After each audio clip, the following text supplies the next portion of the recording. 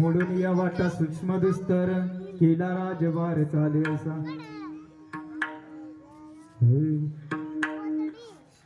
साधकाने विचारल्यावर तुकाराम महाराज म्हणतात या आता ज्या वाटा आहेत सूक्ष्म म्हणजे न दिसणाऱ्या आणि दुस्तर म्हणजे कठीण, या वाटा आपल्याला आता मोडून टाकायच्या आहेत.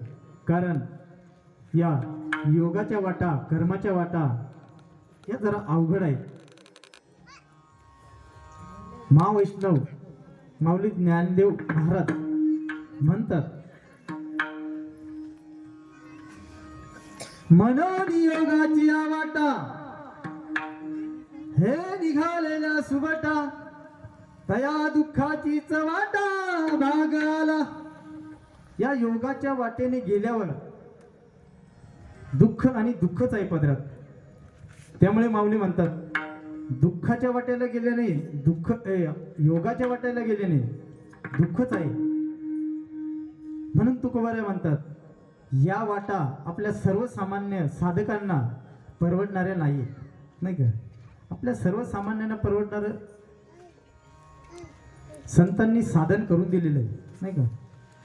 सोपेवर मामा सोपेवर आमा सांगितले संती, सोपेवर मामा सोपेवर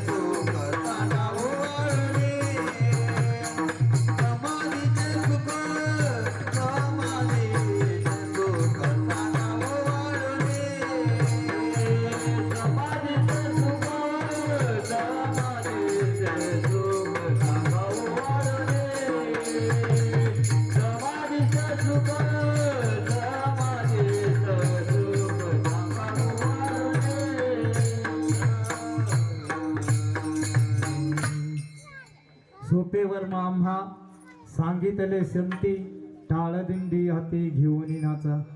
संतांनी आपल्यासाठी सगळं आणि सगळं सोपं करून ठेवलेलं आहे.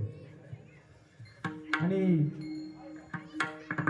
नाम घेणं तर खूप सोपं आहे नाही का, परंतु नाम हे मुखाला येणं हे त्याहून अवघड आहे.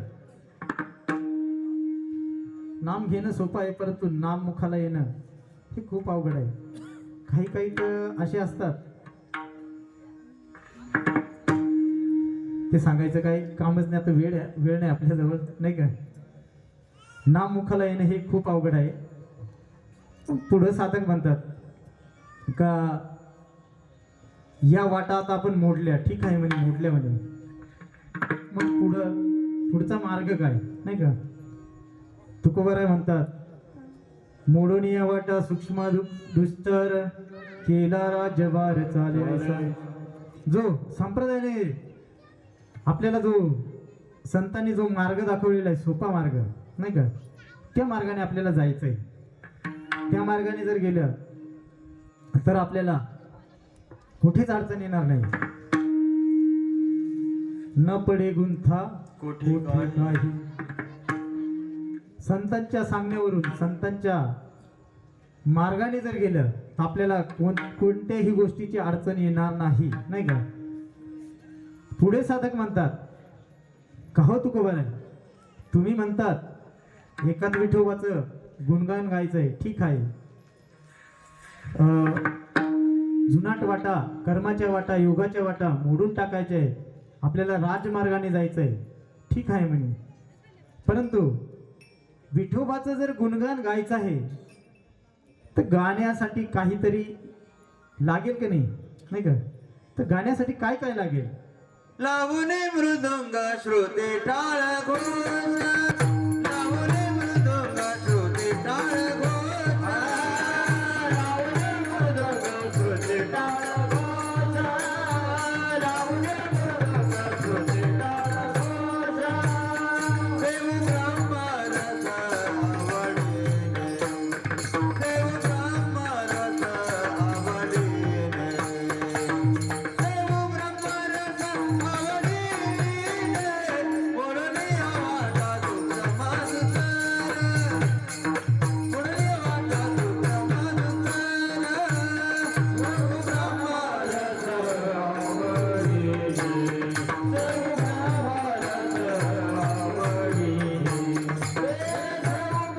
रस आवडीने,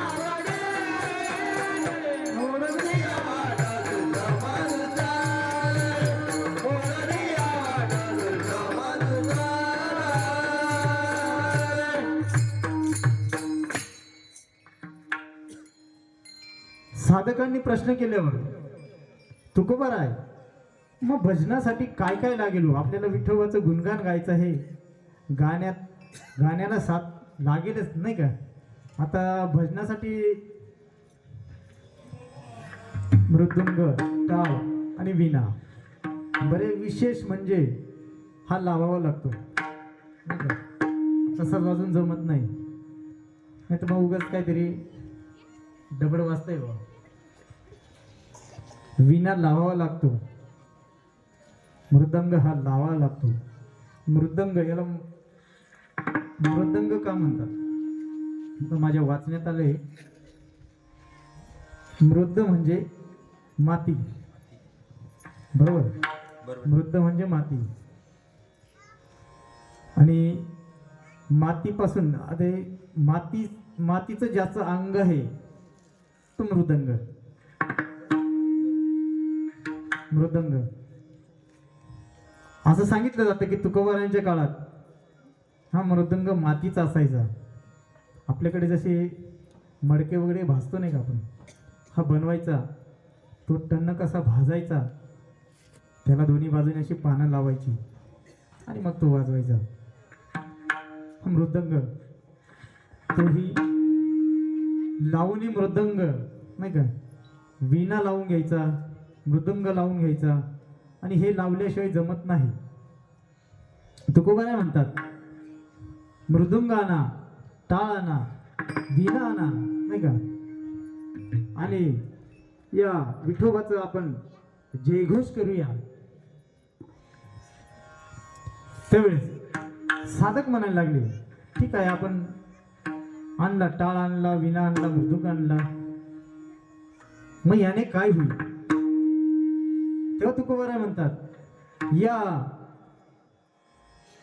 आपण विठोबाचं गुणगान गाण्यासाठी टाळ मृदुंग वीणा आणला, लावून घेतला, आपण नामघोष केला. या नामघोषाने त्या ठिकाणी ब्रह्मरस तयार होईल नाही का. आणि तो ब्रह्मरस तुम्ही आणि आपण या ठिकाणी सेवन करायचं आहे. लावणी मृदंग श्रुती टाळ घोष सेवू ब्रह्मरस आवडीने. तो ब्रह्मरस आपण आवडीने सेवन करूया नाही का.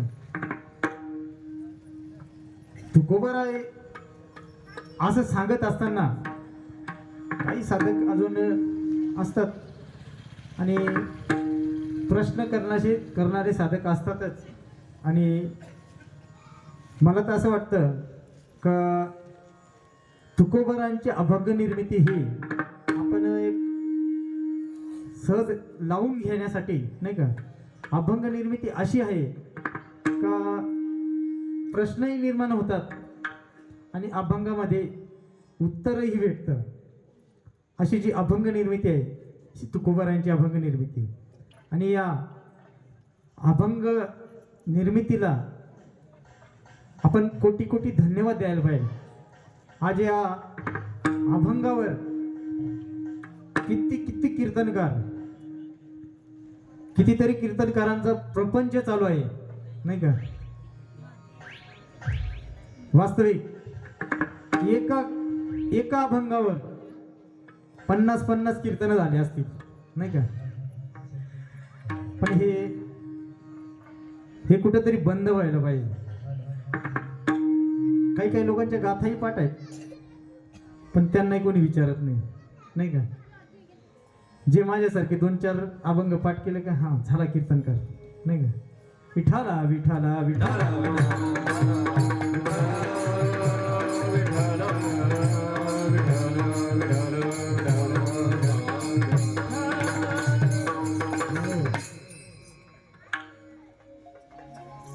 हे आपले नाथ महाराज भारुडातून सांगतात.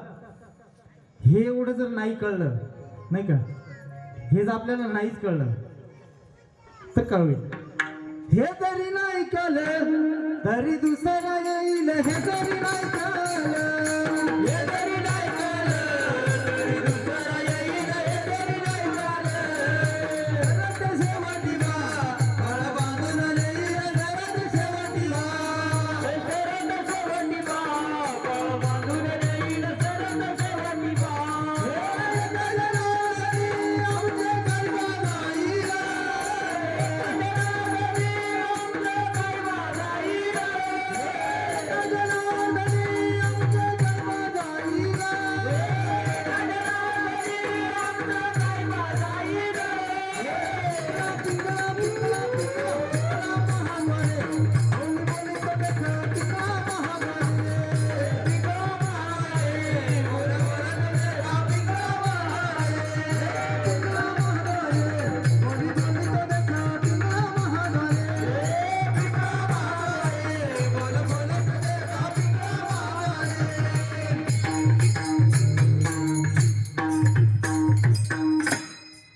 म्हणायचे सुद्धा 45,000 रुपये घेतात ना महाराज. असो विठाला विठाला विठाला